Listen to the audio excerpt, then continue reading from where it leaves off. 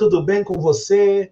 Uma boa semana, que privilégio estarmos juntos mais uma vez para estudar um tema tão importante da lição da Escola Sabatina, do nosso guia de estudos deste trimestre, chamado A Verdade Presente em Deuteronômio. Eu gostaria de iniciar lembrando a você que nós estamos falando diretamente aqui de Engenheiro Coelho, e esta lição, este estudo é transmitido nos canais da Igreja do NASP Engenheiro Coelho e também no canal Adventistas Brasil, o canal da Igreja Adventista na América do Sul, no Brasil mais especificamente, e também no canal Escola Sabatina Oficial. Como você já sabe, nós voltamos aos encontros presenciais na Igreja do NASP, mas na semana passada e esta semana, por uma questão de agenda, de ajustes técnicos, nós estamos utilizando aqui esta ferramenta tão especial que nos faz ter amigos de longe, tão perto, compartilhando o tema da lição. O nosso desejo é que Deus abençoe muito a você essa semana,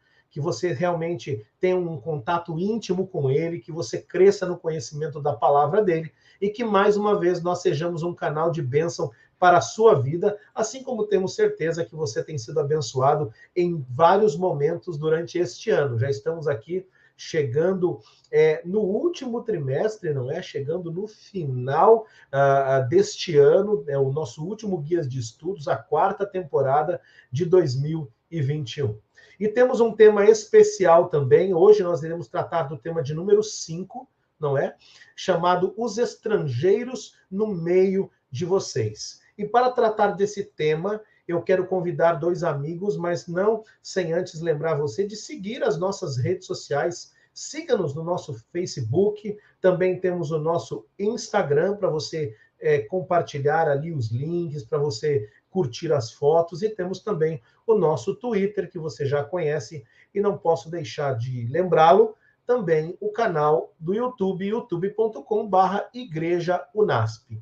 Copie esse link, compartilhe com seus amigos, curta, deixe seu like, se inscreva no canal, isso é muito importante para que você consiga chegar a cada semana ao vídeo, para que você seja notificado do vídeo e que você realmente seja um dos primeiros a receber esse conteúdo tão especial. Eu quero convidar aqui os 2 amigos que estarão conosco esta semana, e eu já vou aqui trocar de lugar com eles, são 2 amigos bem especiais. E olha, hoje nós estamos aproveitando a ferramenta, não é, de streaming que estamos utilizando para trazer amigos de longe. Você sabe, normalmente gravamos com amigos aqui do Seminário Adventista Latino-Americano de Teologia. Eu tenho 2 aqui que não são professores do seminário, mas poderiam tranquilamente ser, pelo conhecimento, pela capacidade deles e pelo alcance que eles têm hoje nas redes sociais com conteúdo muito relevante. Então, eu quero trazer aqui essa primeira dupla do quarteto chamado Adventismo Profético, né? Desvendando o Adventismo, eles têm aí alguns nomes diferentes, mas eu trago hoje o pastor Sérgio Monteiro, diretamente de São Paulo, e também trago o pastor Eleazar Domini, Adventismo Decifrado. Eu acho que eu falei certo agora. Mas o pastor Sérgio Monteiro, que é pastor ali no Instituto Theodor Meyer, em São Paulo, e também é capelão da Escola do Pensar. Pastor Sérgio, você já é conhecido no YouTube, já é conhecido dos nossos amigos. Muito obrigado por estar conosco para compartilhar o conhecimento sobre os estrangeiros nessa lição de Deuteronômio. Pastor Júlio, muito obrigado pelo convite. É sempre um prazer, porque falar da palavra de Deus é o que move o nosso coração. Afinal de contas, o nosso chamado não é para nos enfurnarmos em um escritório e ficarmos aqui discutindo com os livros, mas aprender da literatura a respeito da palavra de Deus e podermos levar aos nossos queridos irmãos conhecimento da vontade de Deus. Afinal de contas, a Bíblia não é um livro antigo, a Bíblia é muito mais atual do que o jornal de hoje pela manhã. Por isso, nós estamos aqui para falar sobre esse livro maravilhoso. Prazer estar com meu colega, o pastor Eleazar Domini, também o nosso querido amigo do Copo de Palmito, o fundador do copo da estirpe do Copo de Palmito, os Cavaleiros do Copo de Palmito, os Cavaleiros da Esperança. Deus abençoe a todos e que o Espírito Santo nos dirija nesse estudo, que é fantástico. O livro de Deuteronômio é um livro maravilhoso. Vocês sabem que a minha área de estudo é Antigo Testamento, é Bíblia Hebraica, especificamente Torá, Pentateuco. Vamos juntos que essa semana promete. Obrigado, pastor Sérgio. É um prazer estarmos juntos. E como você bem falou aí, temos o prazer de receber o pastor Eleazar Domini, né? O pastor Sérgio Monteiro tem um canal no YouTube chamado Sérgio Monteiro, e o pastor Eleazar Domini tem um canal chamado Fala Sério Pastor. Então já recomendo aqui os dois canais, Sérgio Monteiro e Fala Sério Pastor, para que você que nos acompanha possa participar ali, assistir vídeos muito especiais. Eu brinquei que eles são metade do quarteto, porque também tem o pastor Adriano Cecílio, que já esteve conosco em outro momento. Eles, na verdade, chegam a fazer um quinteto, porque tem o Gilberto Tais, tem o Michelson Borges, aí é um grupo seleto que faz eventos online de conteúdos muito, muito bons, muito especiais. Mas pastor Eleazar é pastor distrital na cidade, na maravilhosa ilha de São Luís, no estado do Maranhão. Pastor, seja bem-vindo. Muito obrigado por estar aqui a primeira vez e obrigado por um tempinho na agenda e compartilhar conosco o conhecimento da Bíblia. Eu que agradeço, Excelência, por estarmos aqui juntos. Eu, meu amigo Sérgio, e olha, é muito bom quando nós temos o privilégio de discutirmos, falarmos acerca da palavra de Deus. Esse estudo acerca do livro de Deuteronômio, né? As palavras, Devarim, as palavras, o discurso longo ali de Moisés, relembrando o povo, as coisas de Deus, relembrando a aliança de Deus com o seu povo. É um estudo maravilhoso e eu me sinto honrado de fazer parte deste momento, deste estudo. Que Deus possa nos guiar, então, nesta nossa conversação. Pastor Eleazar, o privilégio é nosso. E aproveitando aqui esse momento que o pastor Eleazar está conosco a primeira vez, pastor, nós temos muitas pessoas que nos assistem de dentro da Igreja Adventista, de fora dela. Poderia, nesse momento, orar, pedindo que Deus nos ilumine esta semana e que ilumine a mente de quem vai estar conosco estudando também? Por gentileza. Oremos. Nosso Deus e Pai, a nossa gratidão ao Senhor pelo privilégio que o Senhor nos concede de termos a Tua palavra como nosso guia. Obrigado, Senhor, porque o Senhor tem falado ao nosso coração diariamente através da Tua palavra. E agora, Senhor, que nós vamos estudar mais um trecho do livro de Deuteronômio, mais um pedacinho do nosso guia de estudos, que está sendo fantástico acerca deste livro. Que o Senhor nos guie, que o Senhor nos oriente, que o Senhor fale através de nós e que estas palavras que serão ditas aqui nesta live possam encontrar lugar especial no coração dos nossos queridos que estão nos assistindo neste momento. Em nome de Jesus nós te pedimos. Amém. Amém. Obrigado, pastor Eleazar. Vamos voltar já com os nossos amigos, os nossos irmãos. Mas enquanto nós iniciamos aqui, eu gostaria de lembrar a você que o tema desta semana, os estrangeiros no meio de vocês, está no guia de estudos chamado A Verdade Presente em Deuteronômio. E como você bem recorda, a cada semana nós temos um verso especial da palavra de Deus, um verso especial da Bíblia. E o verso especial, aquele que dá o norte para que nós venhamos a estudar, a tratar do tema, está no livro de Deuteronômio, capítulo 10, verso 19. Ele vai aparecer para você na tela. Acompanhe comigo a leitura, ou na sua Bíblia também, Deuteronômio, capítulo 10, verso 19, diz assim: Portanto, amem os estrangeiros, porque vocês foram estrangeiros na terra do Egito. Deus aqui vem lembrando, não é? Estou aqui com o pastor Sérgio Monteiro novamente, o pastor Eleazar. Deus vem lembrando que eles haviam sido estrangeiros no Egito. Então, eles deveriam amar os estrangeiros, assim como o pastor Sérgio Monteiro, mas não com a capacidade e nem conhecimento dele. Humildemente, a minha área de pesquisa também é Bíblia hebraica, Torá, Antigo Testamento, Pentateuco. E pastor Sérgio e pastor Eleazar, semana passada nós estudamos a ideia de que o principal dos mandamentos era exatamente amar a Deus sobre todas as coisas.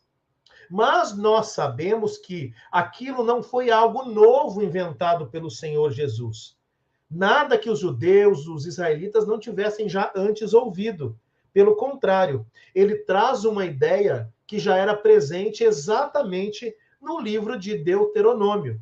E agora Deus vem lembrando o povo de que eles deveriam, além de amá-lo, não é, pastor Sérgio, também deveriam amar os estrangeiros. E eu quero começar, então, com o pastor Sérgio Monteiro, baseado aqui na lição de segunda-feira, chamada Circuncidem o Seu Coração. E só um parênteses para você que nos acompanha, você se lembra, nós estamos aqui como um comentário da lição da semana. Portanto, você pode pausar, abrir a sua Bíblia, ler os versos. Nem sempre os nossos convidados vão ler o verso. Quando quiserem ler, ficam à vontade e fazem. Mas a ideia é que você estude a sua lição dia a dia conosco aqui. Tá bom? Pastor Sérgio, ali em Deuteronômio, capítulo 10, nós temos a continuidade do que é tratado no capítulo 9, onde há basicamente uma reafirmação da aliança de Deus para com Israel. A renovação daquilo que havia sido feito por Deus, mas havia sido quebrado pelo povo. O relato de Deuteronômio 10, pastor Sérgio, de 1 a 11, o que nós encontramos basicamente ali nesse relato e o que garante a cada um de nós que Deus realmente perdoou o pecado do povo e reafirmou ou levantou novamente esse pacto, essa aliança com eles, mesmo depois de terem quebrado a aliança. Pastor Júlio, pastor Eleazar, e você, amigo que nos assiste, uma das principais características do livro de Deuteronômio, na verdade da Torá, é exatamente o fato que Deus parece que às vezes ignora o pecado passado. Aqui no capítulo 10 de Deuteronômio, nós encontramos uma reedição daquilo que acontece nos capítulos 15, 16, 17 e 18 do livro de Gênesis, quando Deus estabelece uma aliança com Abraão, e Abraão imediatamente a quebra. Logo em seguida, parece que Abraão quebra essa aliança. Ele toma Agar, né? E aqui é interessante, porque vai exatamente no contexto daquilo que nós vamos estudar, do tema dessa segunda-feira, que é circuncidar o coração, porque é exatamente nesse contexto de Deus estabelece a aliança, ele diz que Abraão terá um filho, ele promete o filho a Sara, e quando ele promete esse filho a Sara, há toda aquela discussão, aquele momento em que Deus estabeleceu a aliança, Sara ri, Abraão também ri, Deus pergunta, por acaso algo impossível para Deus? E eles buscam cumprir a promessa de Deus através de meios naturais, através de entregar Agar para que Abraão cumprisse a promessa. Nesse contexto, Deus vai restabelecer. Primeiro, então, você tem uma sequência bem nítida. A primeira coisa que acontece é que Deus estabelece a aliança, chama Abraão para ter uma aliança, Abraão quebra essa aliança, né? Chama Abraão para participar da aliança eterna e ser beneficiário dela. Abraão quebra essa aliança, e ao quebrar essa aliança, Deus não vem condenar Abraão. É interessante esse modelo. Você vai no capítulo 18 do livro de Gênesis, quando ocorre a história do nascimento de Ismael, no capítulo 17, e Deus não condena Abraão. Deus simplesmente chega para Abraão e diz assim: eis essa aliança que eu farei contigo. E aí ele estabelece a aliança da circuncisão. Você consegue perceber a semelhança, a intertextualidade entre de Gênesis, aqui sendo relido na história agora do povo que é filho de Abraão? E aqui nos vem o grande segredo. Os capítulos posteriores do livro de Deuteronômio vão nos chamar para uma lembrança daquilo que é o código da aliança. A Deuteronômio ele tem uma estrutura muito bem definida. Os capítulos 12 a 24 são o coração de Deuteronômio, que são chamados de código da aliança, princípios da aliança. São duas molduras, os eruditos chamam de estrutura concêntrica. Você tem o centro, 12 a 24, especificamente sobre como viver na aliança. Os capítulos 4 a 11 são a primeira moldura teológica, e o capítulo 27 a 31, moldura teológica, e a moldura histórica dos capítulos 1 a 3 e ao final do capítulo 32 a 34. Eles vão se fechando em torno da aliança. O capítulo 10 ele vem no final da moldura teológica, percebe? No final da moldura teológica, iniciando, então, nos levando para o ápice da moldura teológica e para o ápice do próprio livro. Essa centralidade da aliança a reutilização do modelo de Abraão é uma das certezas de que Deus é um modelo que nos mostra que Deus perdoou aquele povo no sentido de que o chamou de volta para a aliança. E no capítulo 1 a 10, ele fala exatamente isso. O fato dele haver quebrado, e aí repete o que foi feito, ele nos traz aqui a lembrança daquilo que Moisés está relembrando daquilo que aconteceu quando ele desceu do monte com o bezerro de ouro, que houve o bezerro de ouro e todas essas coisas, porque no contexto nós vamos ter Êxodo 34, em que Deus declara de si mesmo dizendo que ele é perdoador. Aqui nós, na tradição judaica, nós temos aqui a declaração do pacto dos 13 atributos. O pacto dos 13 atributos são atributos que Deus mesmo declara a respeito de si e começa falando a respeito de algo que muitas pessoas pensam que é um pensamento neotestamentário, que é a graça. Mas a graça não é algo que surge no Novo Testamento, mas eu costumo dizer que a primeira declaração da Bíblia é a maior declaração de graça que nós encontramos. Porque quando diz lá, Bereshit bara Elohim, no princípio criou Deus, imediatamente antes de tomar a decisão de nos criar, Deus criou a decisão de morrer por nós. Tomou a decisão de morrer por nós. Então, nesse sentido, todo o ato posterior dentro do plano da redenção, e aqui quem me conhece, o pessoal que sabe que eu gosto muito de algumas palavrinhas em alemão, uma delas Heilsgeschichte, que é a história da redenção, a santa história, ela inicia não com a criação, mas com aquilo que está em Apocalipse 13:18, o Cordeiro morto antes da fundação do mundo. Então a história da redenção, ela é iniciada com um ato que provê a possibilidade do perdão, independente do pecado que alguém de nós possa cometer, independente do pecado que aquele povo tenha cometido, independente da grandiosidade, da profundidade do pecado que qualquer um tenha cometido. A aliança, eu tenho sempre dito, principalmente, ela é entre o Pai, o Filho e o Espírito Santo. Por isso, ela não pode ser quebrada por nós. Nós apenas nos colocamos fora dos benefícios dessa aliança feita na eternidade. O quebrar a aliança é um símbolo, né? Exato. Uma figura de linguagem que nós utilizamos e muito interessante. Uma linguagem bíblica, né? Exatamente. E é muito interessante, pastor Sérgio, você comentando aí, eu me lembrei que dentro desse contexto de Apocalipse, estudando um pouquinho a respeito disso, como João ele é profundo ali, né? Porque ao invés de, quando ele escreve o Apocalipse, ele tinha duas palavras possíveis ali para cordeiro. Ele tinha amnos e ele tinha arnion, uma ovelhinha, um cordeirinho. Mas ele usa exatamente aquela palavra arnion, que significa o cordeiro de sacrifício, o cordeiro morto, imolado. Então, tremenda profundidade de João ali. Agora, pastor Sérgio, antes de perguntar ao pastor Eleazar, Moisés quebra as tábuas da aliança, certo? E Deus usa um novo símbolo, depois mais claro no Antigo Testamento, no Novo Testamento, para mostrar a existência dessa aliança dele com o homem. O que é a circuncisão e a circuncisão do coração? Rapaz, a circuncisão é um tema como todo estudioso da Bíblia hebraica, todo bom judeu gosta de falar sobre isso, porque ele é, no Novo Testamento, considerado como aquilo que James Dedan e os estudiosos da nova perspectiva paulina chamam de crachás de identificação do judaísmo, que são 3, basicamente. Kashrut, que são as leis de Levítico 11, pureza, o Shabat e a Brit Milá, que é a circuncisão.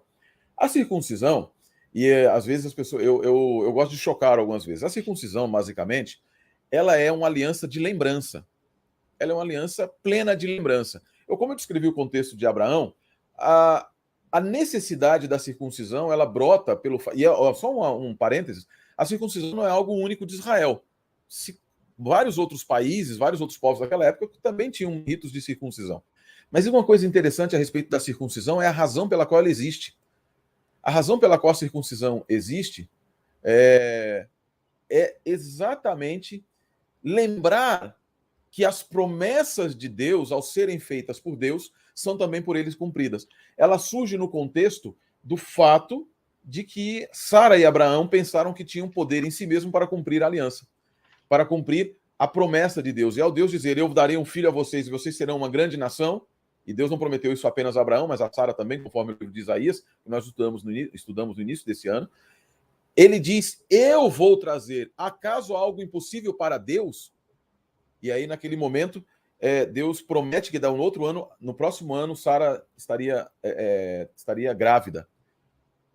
Ocorre que, posteriormente, eles resolvem tomar nas suas mãos o cumprimento da promessa de Deus. E quando Deus vem, ele não questiona Abraão, ele não briga com Abraão, ele não diz que ele errou, ele não fala absolutamente nada nesse sentido. Ele apenas diz, restabelece a aliança e diz, a minha aliança com você agora, ela vai tocar no seu corpo.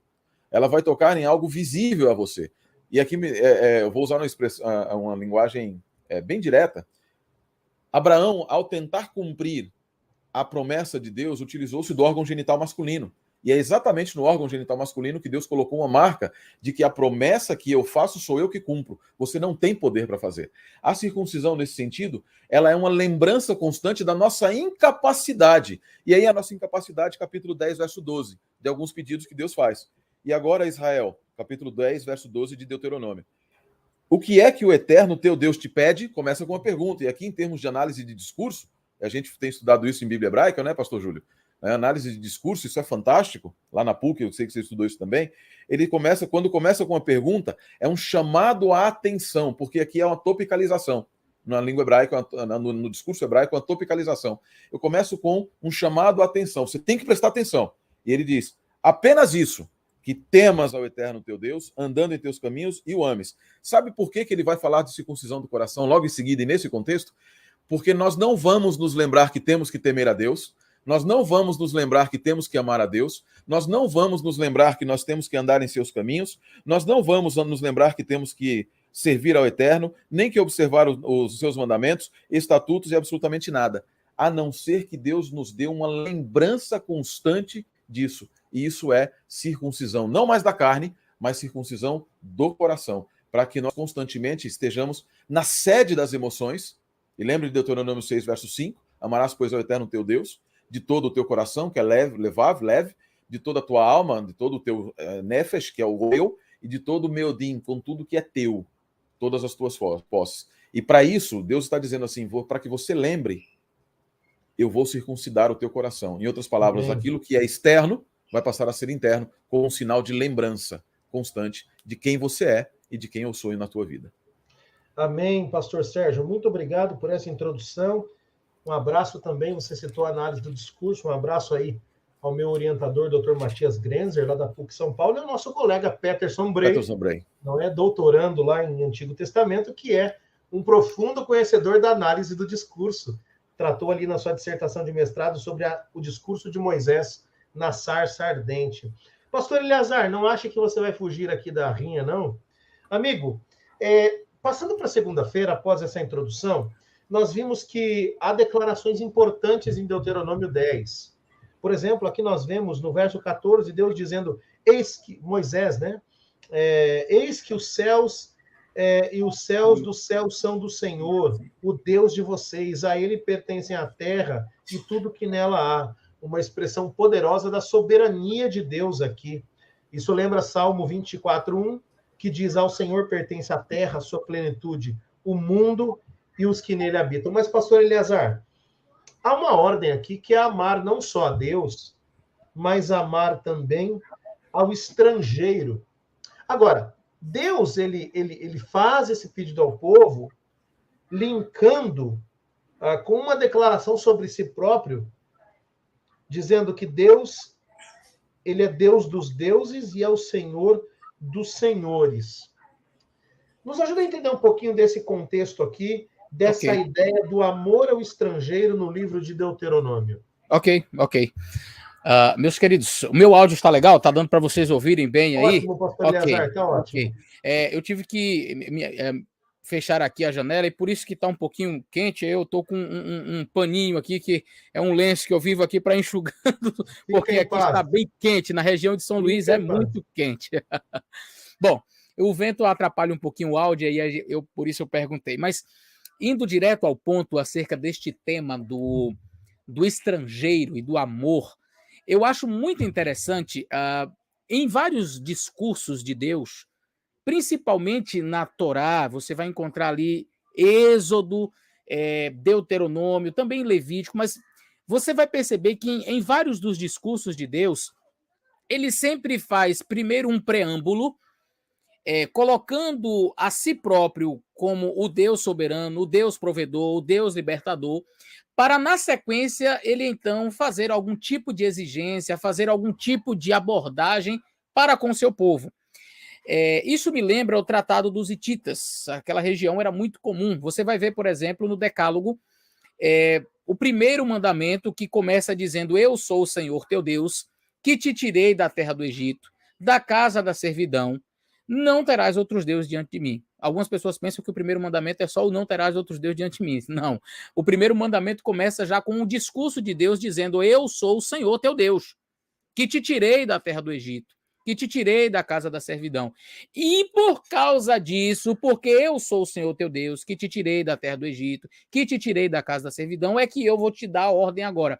Essa era uma forma comum em que os tratados eram feitos naquela época, tratado de suzerano, vassalo, enfim. Eles diziam, olha, eu sou o Senhor, eu sou o seu Senhor, eu estou na posição de seu líder, e eu fiz isso, isso, isso e isso por você. Os tratados hititas tinham essas características. O Senhor dizia, olha, eu fiz isso por você, eu fiz aquilo, aquilo outro, e agora eu estou te pedindo isso. E aí, então, era firmada uma aliança. Deus, neste contexto aqui, do estrangeiro, é muito interessante, porque, como eu falei, em alguns momentos, principalmente na aliança do Decálogo, Deus ele começa já dizendo quem ele é, dizendo o que ele fez pelo povo e exigindo, então, a gente às vezes coloca Deus como uma pessoa assim, como um ser, o brother, tem gente que trata Deus assim, não, ele pede, você faz se quiser, não é bem assim, não. Deus ele é soberano e ele começa logo no preâmbulo da sua fala lá no Decálogo dizendo, eu sou o Senhor, eu fiz isso, isso e isso, não terás outros deuses diante de mim, não é uma petição, é uma ordem. Aqui, de maneira muitíssimo interessante, Deus ele se apresenta da mesma forma. Deus ele diz, o texto que foi lido, diz o seguinte, olha, Deus ele se apresenta como um Deus grande, poderoso, temível, que não trata as pessoas com parcialidade e não aceita suborno. Olha que coisa interessante, impressionante. A maneira como Deus ele chega se apresentando, eu sou o Senhor, um Deus poderoso, um Deus temível, um Deus soberano. E aí, o Guia de Estudos nos diz o seguinte, que contraste poderoso, o Deus, né, o Deus Todo-Poderoso, Yahvé, o Senhor dos Senhores, o governante, o soberano e sustentador da criação, mas também se preocupa com os órfãos. Eu até grifei aqui no meu guia, esse mais eu trocaria por isso. Não é mais, mas por isso. Porque Deus é um Deus soberano, porque Deus é um Deus grandioso, porque Deus ele é um Deus temível, porque Deus é o Deus criador, porque Deus é tudo, exatamente por isso, e não apesar disso, e não mais, mas por isso é que ele olha para o órfão, para a viúva, para o necessitado, e ele pede, ele ordena que nós amemos, amparemos e estejamos ali ao lado do órfão, da viúva, porque a grandeza se demonstra na humildade. A grandeza de Deus está justamente no fato de que ele, sendo soberano, ele sendo tão poderoso, ele sendo tão grandioso, olha para o órfão e para a viúva, para o necessitado. Isso é lindo. Isso é lindo, porque Deus ele não se preocupa em tratar os mais poderosos, né? Quem sabe dar valor àqueles que aos nossos olhos seriam os mais importantes. Não. A grandeza consiste exatamente na humildade.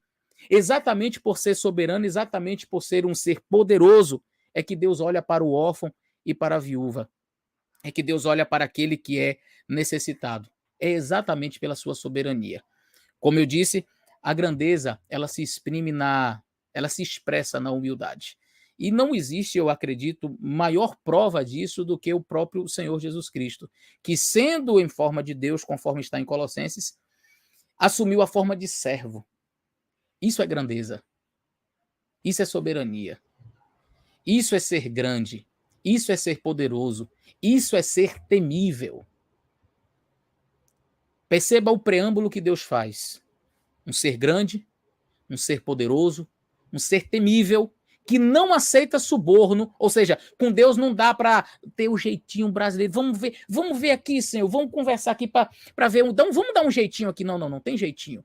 Com Deus é sim, não, ele não aceita suborno. E é por causa de tudo isso que ele diz, ame o estrangeiro, porque você também foi estrangeiro. Ampare o órfão e a viúva, olhe para o necessitado. Porque eu, grande e poderoso, olho por eles. Estou ali por eles. Por causa disso, você também deve fazer igual. É lindo. Pastor Eleazar, bem lembrado, muito bem lembrado. Boa introdução também aqui à minha próxima pergunta. Pastor Sérgio, quer complementar? Fica à vontade. Eu gostei muito da fala do pastor Eleazar, queria complementar só duas coisas interessantes com relação ao verso, quando ele fala do mas, esse mas foi introduzido, ele não está na tradução, na verdade. Sim, sim, Não está sim, no não, original, do no próprio original guia de hebraico. estudos. Eu digo, exatamente, porque no hebraico ele dá justamente essa impressão, essa ideia que o pastor Eleazar trouxe. O hebraico ele não tem um adversativo, ele tem ali um particípio, né? Aquele que faz, né? Aquele que faz. Deus É o se apresenta. causador, né? Ele é aquele que faz alguma coisa. E o que é que ele faz? Aquele que faz misericórdia, etc. Isso é algo fantástico a respeito a Deus. Um outro ponto que eu acho extremamente interessante, que é, de novo aqui, eu queria complementar, a figura de Jesus, e eu acho isso maravilhoso, lá em Apocalipse, capítulo 5, você vai entender, Deus, ele é desafiado no seu direito de ser Deus, eu até já preguei algumas vezes sobre isso, capítulos 4 e 5 mostram um desafio direto, no qual nem Deus podia ler o que estava na sua mão, porque a palavra oudeis, em grego, lá, diz que nem mesmo aquele que estava com um rolo na mão podia ler. E como é que Deus consegue, passa a ser digno, entre aspas aqui, volta a ser digno de ler aquele rolo que tinha nas suas mãos? Não é pelo seu poder, mas pela sua humildade. Ele é o leão da tribo de Judá, porque se escuta de um leão, mas quando João olha e vê, é um cordeiro. Cordeiro. É o cordeiro. Então, essa dinâmica maravilhosa nos mostra que Deus, em nenhum momento do grande conflito, utilizou o seu poder, exceto para salvar e libertar o seu povo. Mas quando ele vai demonstrar, vai atuar em favor do povo, ele demonstra o seu caráter. Para o universo, o mais importante para Deus não é que eles saibam que ele é o Criador, mantenedor de todas as coisas, mas que ele é o Redentor amoroso de todos. Isso é tremendo, pastor Sérgio, pastor Eleazar, muito obrigado. Deus, ele realmente tem até uma máxima na igreja, né? Cristo nunca usou o seu próprio poder. Bom, nunca usou em seu próprio favor, mas ele usa o seu poder para poder abençoar. A mulher toca no seu manto e ele diz: olha, eu senti sair poder de mim. Então, realmente, Deus, ele é alguém humilde. E dentro dessa humildade, que se proponha a dar tudo que tem para salvar o outro, Cristo se deu, não é? Se rebaixou duas vezes, primeiro na posição de filho de Deus e depois como ser humano. Pastor Sérgio, por que Deuteronômio 10, 19, que diz assim: portanto, amem os estrangeiros, porque vocês foram estrangeiros na terra do Egito? Por que Deus disse isso? Qual o significado, a mensagem nesse verso? O que ele estava querendo dizer para o povo de Israel? Isso serve para nós também? O que Deus está querendo dizer para nós hoje? A palavra estrangeiro aqui é ger, em hebraico. A palavra ger significa peregrino. Ela tem o significado básico de peregrino. Ela adquiriu posteriormente o significado de prosélito. Em outras palavras, uma pessoa que passa a fazer parte da fé, né, que aceita a fé de Israel. O peregrino, essa palavra ger, ela aparece nas línguas correlatas, no acadiano, em várias outras línguas, no sentido de alguém que está passando por um lugar, mas que não tem os direitos, até vive naquele lugar, mas ainda não adquiriu os direitos do nativo. Deus tem duas mensagens aqui extremamente importantes para o povo de Israel. E é uma mensagem extremamente intrigante, até eu diria. Porque ele diz: vocês foram estrangeiros na terra do Egito. Em outras palavras, a expectativa de Deus era que o povo não tivesse adotado os costumes egípcios. Deus vai falar isso várias vezes. Em Deuteronômio 18 ele vai falar a mesma coisa. Ele vai falar disso em Deuteronômio 26. Ele vai falar disso assim: olha, quando vocês entrarem na terra, não lembrem mais do Egito. Ou seja, não tragam o Egito com vocês. Vocês foram peregrinos no Egito. Em outras palavras, eu não mandei vocês para o Egito para serem nativos e nem para se transformarem em egípcios. Por quê? Porque aí nós nos lembramos daquilo que o capítulo 10 também nos fala, do Senhor é a terra e tudo que nela há. Então, é o capítulo 10, verso 14, que pertencem os céus e os céus dos céus e a terra, tudo que nela existe. Então, Deus está dizendo o seguinte: vocês nunca foram para o Egito para viverem no Egito, para serem egípcios. Vocês passaram um período no Egito para aprenderem a ter necessidade de mim e lembrarem-se da terra e apreciarem a terra que eu vos daria como herança. E essa ideia da terra como herança é extremamente importante no contexto da aliança. O capítulo 10, o pastor Eleazar lembrou dos tratados hititas, né? E o capítulo 10, aqui nesse contexto que nós estamos descrevendo, ele contém toda a estrutura dos tratados antigos também. O capítulo 10, principalmente a partir do verso 12. Porque no capítulo 10, verso 12, você tem uma declaração inicial, que é a pergunta que é feita. Depois você tem uma recordação histórica, versos 2 a 7. Depois você vai ter a descrição da terra, que é o benefício, né? Capítulos, você vai ter do 11:10 até o 12:24, e as bênçãos e maldições que você vai ter lá no restante do capítulo do Código da Aliança. Então percebe que Deus está chamando o povo para uma aliança, está restabelecendo essa aliança e está dizendo principalmente para eles o seguinte: eu estabeleço uma aliança com vocês porque vocês são peregrinos, e para que vocês possam ter uma terra, uma pátria, vocês precisam depender de mim. E aí um tempo extremamente importante, que há um dito na comunidade judaica, que é assim, Bnei Israel Morashá Adonai, que quer dizer, os filhos de Israel são herança para o Eterno. São herança para o Eterno em que sentido? Porque a terra pertence a Deus, e esse conceito da terra pertencer a Deus vai dizer ao povo de Israel que mesmo quando eles entrarem na terra, a terra ainda pertence a Deus, eles vão continuar sendo peregrinos. É a noção de Jacó, quando chega diante do faraó, dizendo, eu sou peregrino, eu sou peregrino. Qual é a lição para nós hoje? Um forasteiro sou, em terra estranha estou, do reino lá do céu, embaixador eu sou. Nós precisamos nos lembrar que nós estamos nessa terra para representar Deus. O povo de Israel foi para o Egito também para representar a beleza da grandiosidade de Deus, como Jacó percebeu. Quando foram para a Babilônia para serem luz na Babilônia também. Não foram para lá para serem... eu não quero diminuir o impacto do exílio babilônico e nem do êxodo, mas Deus queria utilizar-se deles nesses contextos também, para que eles entendessem isso. E num outro aspecto, para finalizar aqui, um ponto extremamente importante é justamente essa ideia de próximo dentro das Escrituras. O próximo dentro das Escrituras, que é a palavra reá e a palavra ger, são palavras que associam e aproximam. Não há amplitude que o mundo hoje quer trazer para a ideia de próximo. Não é qualquer pessoa que existe no mundo é meu próximo? Não necessariamente. Dentro das Escrituras, o próximo, e aqui nós vamos nos lembrar de Jesus falando isso, Jesus falando a esse respeito, quando ele diz assim, quem é minha mãe, quem é meu irmão? São aqueles que fazem a vontade do meu Deus. Ou em João repetindo, dizendo que aqueles que creram, lhes dado o poder de serem chamados filhos de Deus. Em outras palavras, são o próximo. O grande segredo disso aqui, que parece que ser uma mensagem exclusivista, é nos lembrarmos que o convite é universal. Nós precisamos fazer um convite para que todos façam parte, como Guerim, estrangeiros que peregrinam e se transformam agora em membros da aliança, em próximo. Porque o próximo de verdade, o que Cristo disse, que está lá em Levítico 19, é a ideia de alguém que estava longe e agora está aproximado, pertencendo à aliança. Pastor Júlio, só me permita lembrar aqui, eu fiz os comentários, estou fazendo os comentários da lição da Escola Sabatina para a Casa Publicadora nesse trimestre, lá no mais.cpb.com.br. Você colocou aqui onde você acha os guias de estudos, você acha também os comentários do pastor Sérgio Monteiro. Exatamente. E lá na lição 5 eu falo aprofundo um pouco mais essa questão de quem é o próximo, quem é o peregrino, o estrangeiro.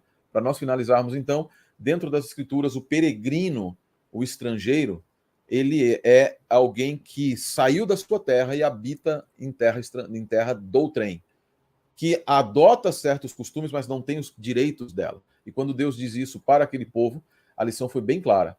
Deixem o Egito no Egito. Deixem o Egito no Egito. E para nós, deixa o mundo e tudo que nele há. Vem ser embaixador, vem ser agora não mais, Salmo 23, não mais embaixador do meu reino na terra, mas vem entrar na posse do teu reino, conforme eu prometido em Daniel 7. Pastor Eleazar, fica à vontade. Se me permite, acho que a dissertação de doutorado do pastor Reinaldo Siqueira é sobre a figura do ger, né? Do estrangeiro. Exatamente. Ele foi meu professor no mestrado e ele falava, e a gente teve o privilégio ali de estudar a dissertação dele, algo assim fantástico. E a gente vai ver isso de maneira muito palpável em algumas figuras bíblicas. Você vai ver a figura do ger ali em Raabe e sua família. Perceba que não foi apenas ela, e pelo fato de ter ajudado os espias, mas a promessa foi: aquele que estiver dentro de sua casa será salvo. Então, poderia ser seus familiares, seus vizinhos. Quem entrou ali recebeu a salvação.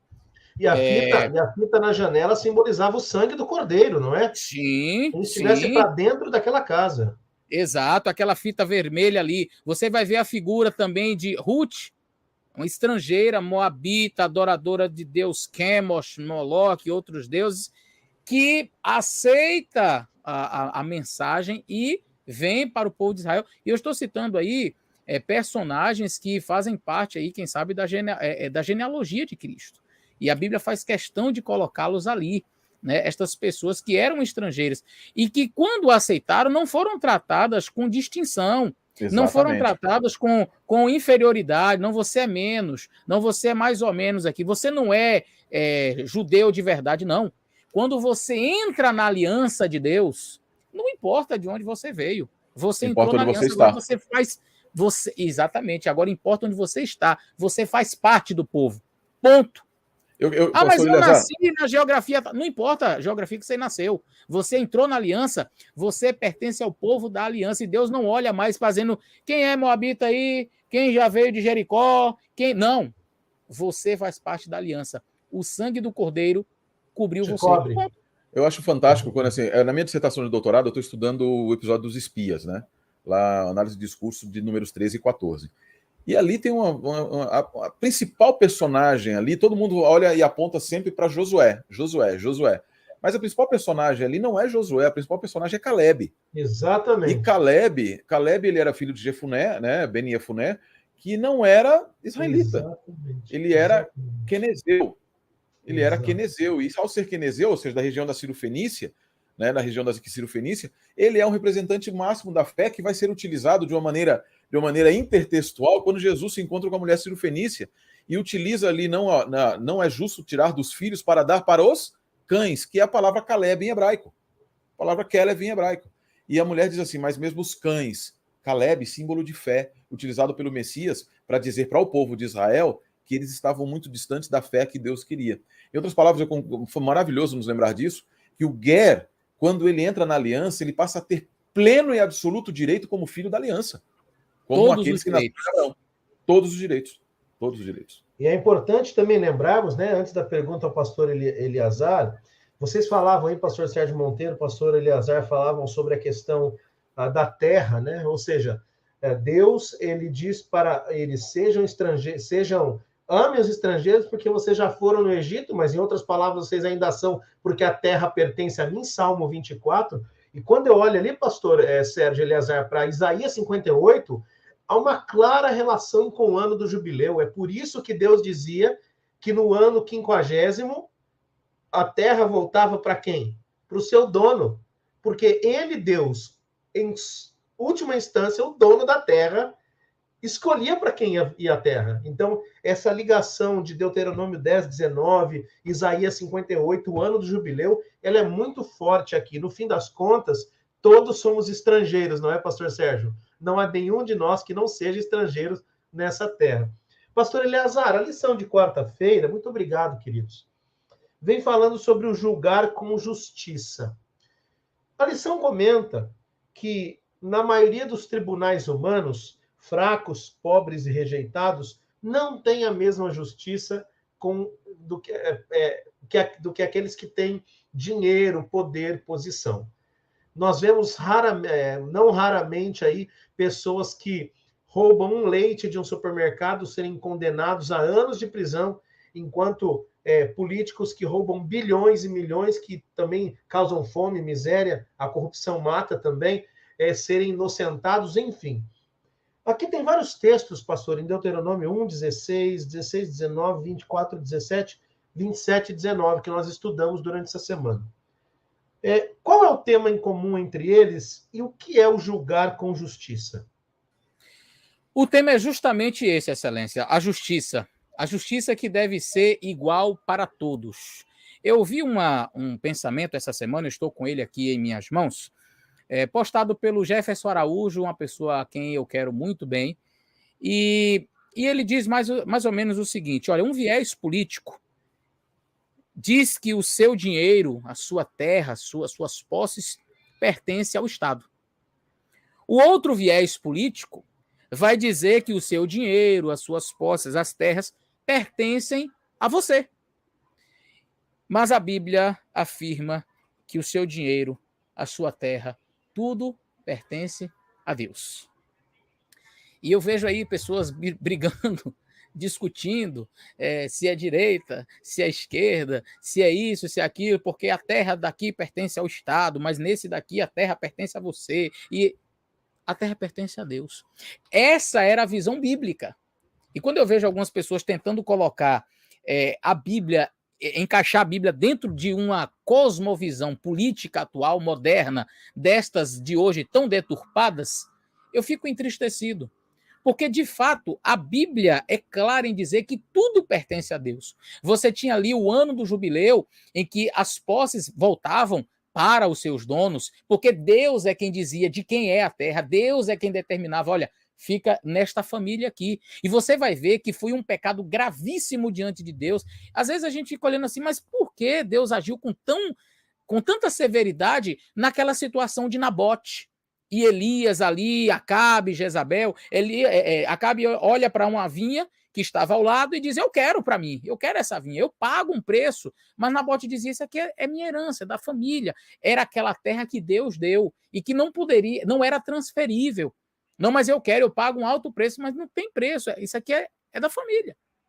Aí Jezabel vai lá, faz toda aquela falcatrua e diz, não, vamos arranjar umas falsas testemunhas aqui, e dizem que ele blasfemou, matou Nabote, e então ele apropriou-se da terra que não lhe pertencia. Acabe apropria-se da terra que não lhe pertencia. Você poderia dizer, mas uma simples terra? Deus é o dono da terra. E por conta deste pecado, Deus age de maneira assim muito severa. E ele faz a profecia através de Elias que eles seriam, do mesmo jeito como a Jezabel matou Nabote, ela também seria morta e seria devorada por cães, e que Acabe também seria morto. Enfim, por quê? Porque usou-se do seu poder, do engano, inclusive, para tirar a vida de um inocente e tomar a posse daquilo que não lhe pertencia, a terra pertencia a Deus. E o nosso guia de estudos, a lição, ela vai tratar exatamente dessa questão da justiça, de que aquilo que diferenciava o povo de Deus das demais nações era justamente o fato de que eles deveriam agir com justiça. Por quê? Porque eles foram injustiçados na terra do Egito. E eu acho muito interessante, eu tenho uma mensagem, um sermão, um artigo, na realidade, um sermão que eu fiz, sobre essa questão da progressão do número 7. Eu acho muito interessante o número 7 dentro da Bíblia, e você vai tendo progressões ali, o 7º dia, o 7º mês, o 7º ano, o 49º, com o 50º sendo ali o ano do jubileu, e é uma coisa assim, simplesmente fantástica. Um estudo detalhado nisso daí vai nos dar conta de que Deus era realmente, ele tinha uma preocupação com o povo. Você tem ali no 7º ano, Deus mandava simplesmente a terra descansar. Você poderia trabalhar 6 anos, mas no 7º ano não é para trabalhar na terra. Mas por que não? Porque a terra tem que descansar. Mas o que era o descanso da terra? O descanso da terra era a bênção para o pobre, para o necessitado, para o que mais precisava. Deus dizia assim, você não vai plantar, você não vai fazer nada, deixa a terra. E naquele ano, diz que a terra produzia quase que o dobro daquilo. Ela produzia muito mais do que ela produzia quando o indivíduo estava lá semeando. Por quê? Porque Deus fazia com que a colheita fosse farta. E qualquer pessoa podia entrar, qualquer pessoa, o órfão podia chegar lá e usufruir daquilo ali. Era Deus dizendo assim, não esqueça, isso aqui é meu. Eu quem mando nisso daqui. E eu estou ordenando a você que ajude o pobre, a viúva, o necessitado. Quando chegava no 49º ano ali, que era o ano ali, chegava o 50º, que era o jubileu, você via que, à medida que, quando a pessoa estava com dívidas, e ela precisava quitar as suas dívidas, ela não tinha condições, ela se vendia como escravo. E aí Deus diz, mas a terra é minha. E à medida que o ano do jubileu ia aproximando, a terra meio que ia desvalorizando, né? Mas, porque quando chegava no ano do jubileu, toda a terra tinha que voltar para o seu dono. E era muito interessante que a Bíblia menciona, no livro de Levítico, quando fala sobre essa questão do jubileu, diz o seguinte, que o indivíduo que se vendeu a você como escravo, aí Deus diz assim, não o liberarás forro de ti, de mãos vazias. Não, mas você vai dar a ele do seu gado, do seu dinheiro, das suas posses. É como se Deus estivesse dizendo assim, peraí, o indivíduo que era pobre e que ele fez uma dívida para com você, ele não conseguiu quitar essa dívida e por isso ele se vendeu a você como escravo. E ele trabalhou X anos para você. como escravo seu, para quitar esta dívida. Aí você libera ele, agora você já quitou a dívida, e você libera ele de mãos vazias. O que vai acontecer? Ele vai endividar-se outra vez. Aí Deus dizia, não, ele trabalhou como escravo para pagar uma dívida, mas na hora de ele sair da sua casa, você vai dar ele comida, você vai dar ele posses, você vai dar dinheiro. É como se fosse o salário pelos anos trabalhados. Quer dizer, ele trabalhou, mas não foi de graça. Ele estava quitando uma dívida, mas no final o Senhor teria que pagar a ele para que ele saísse e saísse de maneira estável. Deus, ele não é um Deus de injustiças. Deus é um Deus que sempre olhou para o órfão, para a viúva, para o necessitado. E é isso que nós, como cristãos, devemos ter em nossa mente. Porque há pessoas que estão aí, pastor Sérgio, pastor Júlio, brigando por política, brigando pela, não, que eu sou da direita, não, porque eu sou da esquerda, quando a Bíblia já tinha a solução para o problema. A Bíblia já apresenta a solução. E não está em vieses ideológicos políticos. A Bíblia apresenta, se todos nós seguíssemos a Bíblia, se todos nós tivéssemos Deus como o nosso líder maior e não colocássemos nossas esperanças em seres humanos, se todo o planeta Terra seguisse o que diz a Bíblia, não haveria um pobre, não haveria um necessitado, porque Deus, ele ensina assim. E aí eu concluo a minha fala dizendo o seguinte, aqui no Guia de Estudos termina neste dia de quarta-feira, dizendo assim, olha, observamos nos escritos dos profetas que o Senhor repetidamente luta contra os opressores dos pobres e necessitados em Israel. Você vai ver isso em Jeremias, em Isaías, porque o meu povo não atenta para o órfão e para a viúva, o órfão e a viúva, repetidamente Deus fala isso. Como pode alguém ser santo e maltratar os outros ao mesmo tempo? E eu escrevi aqui, é impossível. As pessoas que se dizem santas, seguidoras de Deus, e Deus diz, olha, sede santo, porque eu sou santo. Deus fala isso para a sua nação. E como é que alguém pode ser santo maltratando o próximo? Quando Deus disse, ame o estrangeiro, como eu amei. Como eu amo, eu quero que vocês amem. Então não dá para você tratar mal o estrangeiro, maltratar o seu próximo, maltratar o órfão e a viúva, e ao mesmo tempo dizer, eu sou de Deus, eu sou santo, eu sou... Percebe que não tem que ver com a política, tem que ver com seguir a Bíblia? Quem segue a Bíblia trata bem o seu próximo. Quem segue a Bíblia, quem segue os ensinos bíblicos, ama o estrangeiro, ama o órfão, ampara a viúva, ampara o necessitado. Isso é servir a Deus. Isso é ser bíblico. Amém, amém, pastor Eleazar. Muito obrigado. E você que nos acompanha percebe que estamos chegando aqui na última parte do nosso estudo, e que tremendos ensinamentos nós temos aprendido hoje com o pastor Sérgio, pastor Eleazar. Deus é o dono de tudo que temos, inclusive de nós mesmos. Portanto, não é para a esquerda, não é para a direita, é para cima, olhando para Deus, olhando para o eterno.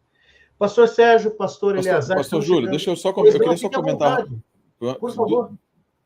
Corroborando aqui o que meu amigo Eleazar disse, o Salmo 82, eu me recordo, o Salmo 82 é um artigo que eu escrevi para a revista da PUC, né, há algum tempo também. No Salmo 82, a principal denúncia do salmista, quando ele pede a Deus para que julgue, não é da religiosidade, nem se eles estavam cumprindo os mandamentos, não é se eles eram... se estavam indo ao templo oferecer sacrifícios de acordo com o mandato, não, mas a denúncia deles, de que eles eram dos falsos juízes, falsos deuses, é de que eles subvertiam o direito do pobre e da viúva, do órfão e da viúva. Assim, às vezes as pessoas confundem, quando nós dizemos que, e aqui eu queria fazer um alerta muito grande, nenhum pastor, nenhum teólogo, ninguém que ame a Deus vai jamais se levantar contra a necessidade de amar ao próximo e fazer obras sociais. De maneira nenhuma. O grande problema é colocar o que é resultado como sendo causa. A causa do amor ao próximo é o seu amor a Deus. Não é o contrário. Você não ama ao próximo para amar a Deus. Você ama ao próximo porque você ama a Deus. Lá em 1 João é dito que aquele que diz que ama a Deus, que não conhece, mas não ama o seu irmão que não conhece, é mentiroso e nele não está a verdade. Essa expressão mentiroso em grego, e nele não está a verdade, a expressão ali é muito forte, porque ela significa estar dando voltas em torno de si mesmo. Ele ele diz que ama a Deus, mas ele dá voltas em torno do eixo da sua vida, que é ele próprio. E aí vai contrário a tudo que o pastor Eleazar acabou de dizer, e tudo que Deus diz. E eu estava lendo aqui enquanto o pastor Eleazar dizia, falando aqui em Levítico 25, eu acho interessante, porque o ano sabático, ele é uma demonstração de entrega e confiança. Quando Deus estabelece o ano sabático no capítulo 25 de Levítico, no verso 20, ele diz assim: se disserdes, olha como Deus faz, que haveremos de comer no 7º ano? No 7º, se não semearemos e não colheremos nossos produtos. E aí Deus diz assim, ó, cumpram. O cumpram sou eu que estou colocando, mas ele diz assim: eu estabeleço a minha bênção no que colherdes no 6º ano, não é nem no 7º ainda. O 7º era para os pobres, a terra vai dar por si mesmo, mas você está preocupado com o que vai comer no 7º? Eu pera só um pouquinho que eu vou resolver o seu problema. No 6º ano, você vai colher tanto, e olha só, que vos garanta produtos por 1 ano, por 2, por 3 anos, por 3. Era o maná, né, excelência? Era o maná que na exatamente. Sexta-feira caía dobrado. Era o que acontecia com a terra. Aqui caía triplicado. Né? No 8º ano podereis ainda comer dos frutos dos trigos até o 9º ano. Em outras palavras, não deem desculpas. E aí termina dizendo assim: até que venham os produtos desse ano, comereis dos antigos. Mas Deus não apenas dizia assim: a terra vai dar, mas eu vou preservar. Eu vou preservar. Diferente do maná durante a semana, quando caía, você tentava comer a mais e coletar mais, no sábado ele era preservado. Da mesma forma, entrega o teu caminho ao Senhor, cuida das necessidades daqueles que Deus colocou, porque os pobres sempre tereis convosco. A necessidade de um trabalho, de amar ao próximo de forma prática, eu sempre tenho dito, na Bíblia, o que mais Deus abomina é uma fé declarada. O que Deus quer é uma fé praticada. Então, fé declarada é uma fé que oculta o não ser santo. A grande realidade é que uma fé declarada é aquela em que eu falo e oculto nos meus pensamentos outras coisas muitas vezes. O que a Bíblia quer de nós, e aí o pastor Eleazar escreveu muito bem, a prática da fé é que nós amemos de verdade ao próximo, mas não utilizando esse amor ao próximo como uma desculpa para deixar o próximo no seu pecado, porque você não está demonstrando amor, você está demonstrando falta de cuidado e falta de amor a Deus primeiro. Porque o verdadeiro amor é aquele que dá vida pelos seus amigos, e nós temos que mostrar aquele que é o verdadeiro amor, Jesus Cristo, e este crucificado. Eu acho interessante, por favor. Eu acho interessante que, assim, algumas pessoas olham para o Deus no Antigo Testamento como Deus carrasco, um Deus mau, mas ainda em Levítico 25, falando sobre essa questão do ano do jubileu, ele falou sobre o 7º ano, mas indo para o ano do jubileu, eu acho interessante como Deus fala do judeu, do israelita, e você pode ler depois o capítulo, mas eu acho muito mais interessante a noção que o capítulo apresenta acerca do guer, do estrangeiro. Olha o que diz aqui no verso 47. E quando a mão do estrangeiro, o peregrino que está contigo, alcançar riqueza, teu irmão que está com ele empobrecer e se vender ao estrangeiro, ou o peregrino que está contigo, ou a raça de linhagem do estrangeiro, depois que se houver vendido, haverá resgate para ele, um de seus irmãos o resgatará. Ou seu tio ou tia, ou seu tio o resgatará, ou um dos parentes da sua família o resgatará. Ou se sua mão alcançar riqueza, resgatará a si mesmo. E contará aquele que comprou, desde o ano que se vendeu até o ano do jubileu, e aí ele vai dando as descrições. Olha, Deus dava dizendo assim, olha, você vai resgatar o seu irmão, você vai resgatar o seu próximo, quem tiver dinheiro vai poder resgatá-lo e vai libertá-lo. E eu fico pensando assim, poxa, nas nações vizinhas, era comum quando a pessoa se vendia como escravo, ser tratado da pior maneira, ser tratado como indigente, ser tratado como ninguém. E quando...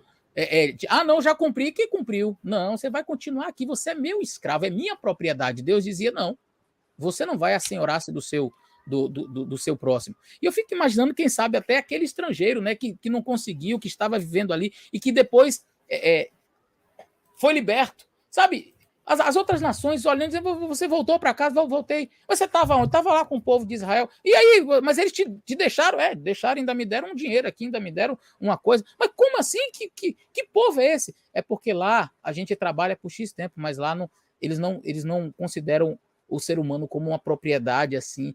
Então, era para ser luz mesmo para as nações, sabe? As pessoas olharem, como é que eles tratam eles? Olha, eles não escravizam para sempre. Como é que eles tratam o estrangeiro? Olha lá como é que eles fazem. Então, o objetivo de Deus era realmente esse, de que a nação de Israel fosse luz para todos os povos. Pastores, deixa eu só. Isso é um tema que é fantástico, porque lá no livro de Levítico, capítulo 25, no verso 23, olha como Deus fala a respeito disso que o pastor Eleazar está falando, na verdade, no verso 35, ele diz assim: ó, se o teu irmão que vive contigo achasse em dificuldade e não tiver com que te pagar, tu o sustentarás como um estrangeiro ou hóspede, e ele viverá contigo. E alguém pode dizer, então ele vai sustentar ali como estrangeiro, ou seja, com menos direito. Mas olha o que Deus disse no verso 23, a respeito da nação inteira de Israel. Ele diz assim: a terra não será vendida perpetuamente, porque a terra me pertence, e vós sois para mim estrangeiros e hóspedes. A expressão ger e toshav. Ger e toshav, duas expressões relacionadas o ger é aquele que vive mais tempo, aquele que aceita a fé. O toshav é aquele que ele vive um tempo e apenas abandona a idolatria, mas que ele está e ele quer viver em Israel. Ele vai viver durante um período. Pode ser até um abandono temporário. Mas olha que interessante. Deus diz: aquele que quer viver na aliança, vocês vão tratá-lo, porque vocês são para mim como alguém que queira viver na aliança, mas vocês também, em muitas situações, olha Deus profetizando aqui no verso 23, vocês vão ser habitantes temporários na minha aliança, porque eu sei que vocês vão apostatar. Mas mesmo assim eu vou tratar vocês com amor e cuidado. E eu exijo de vocês o mesmo amor e o mesmo cuidado para com os estrangeiros, para com os guerreiros. A relação para com o estrangeiro, Deus diz, é a mesma relação minha para com vocês. Então, vocês devem amar o estrangeiro como eu amo vocês. Exatamente. Pastor Sérgio Monteiro, pastor Eleazar Domini, eu nem aproveitei para fazer a última pergunta a vocês, porque vocês responderam antes de eu perguntar. Vocês já falaram sobre... Profético. Vocês já falaram sobre a religião pura e verdadeira, que é essa que Deus apresenta para nós. Eu também concordo, pastor Sérgio, encerrando aqui. Há uma justiça social na Bíblia. Claro que há. De fato. Eu escrevi recentemente também um artigo sobre Isaías 58, a justiça social, mas a verdadeira justiça social é aquela motivada pelo amor a Deus, e não o contrário, como você bem colocou. Eu quero agradecer imensamente vocês. Eu sei que o tempo está chegando ao final, vocês têm compromisso, eu não quero ser o causador das contendas, então eu gostaria de agradecê-los, pastor Sérgio Monteiro, em São Paulo, pastor Eleazar Domini, lá em São Luís, no Maranhão. Amigos, que Deus abençoe o ministério de vocês. Vocês são uma bênção para a Igreja Adventista no Brasil. Sei que também são uma bênção para pessoas de outros lugares, não é? Porque o YouTube hoje ele faz com que a gente chegue a vários lugares. Continuem dando o seu melhor aí, onde Deus levar vocês. A gente fica muito feliz de ter amizade e de conviver aí com os dois, tá bom? Eu vou pedir, pastor Sérgio, vocês podem agradecer rapidamente também, mas eu vou pedir na sequência, pastor Sérgio, faça a oração final, pedindo que Deus coloque na nossa mente, no nosso coração, esse desejo de ser fiel a Ele, mas também amar ao próximo. Amém. Então, pastor Eleazar, por favor, seus agradecimentos, depois eu termino já. Eu gostaria de agradecer, sim, Júlio, pastor Sérgio, estarmos juntos aqui conversando.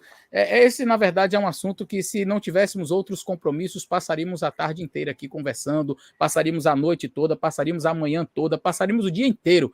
Então, são assuntos realmente muito importantes. Mas eu agradeço neste pouco tempo que tivemos para conversar. Eu espero que, de fato, este conteúdo tenha encontrado um lugar especial no seu coração, neste momento em que você está nos assistindo. Que Deus possa ter falado poderosamente ao seu coração. Eu, da minha parte, também quero agradecer aqui a oportunidade, Júlio, de estarmos juntos mais uma vez, meu querido amigo pastor Júlio, de estarmos juntos mais uma vez, para estudar o tema da lição da Escola Sabatina. Uma última palavrinha, e a todos que nos assistem, que você tenha basicamente a correta compreensão do que é amar nas Escrituras. A palavra ahav, ou o verbo ahav, em hebraico amar, gostar, ele vem de uma raiz semita que significa respirar profundamente. Sabe por que a gente respira profundamente? No que diz respeito a Deus, por tudo que Ele fez por nós. E com relação ao próximo, pela grandiosidade do amor de Deus para o próximo.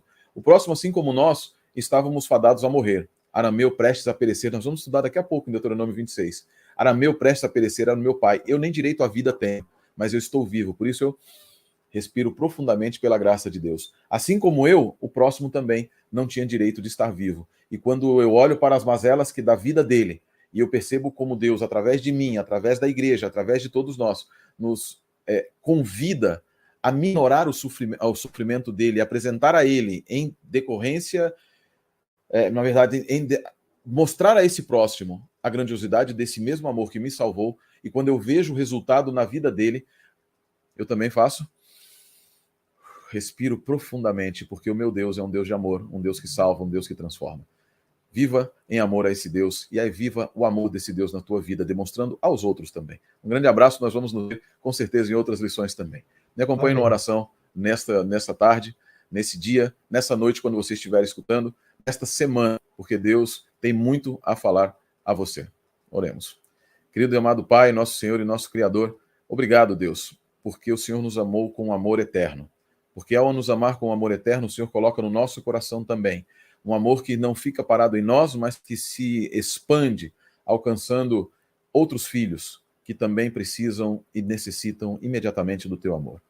Obrigado pela tua graça, que perdoa os nossos pecados. Obrigado pelo teu amor, que nos aceita em teu reino. E obrigado pelo teu reino, onde viveremos para todos sempre, sem problemas sociais, sem discussões, mas aprendendo de ti por toda a eternidade e nos encantando e respirando profundamente em um profundo, inigualável e inacabável amor por ti.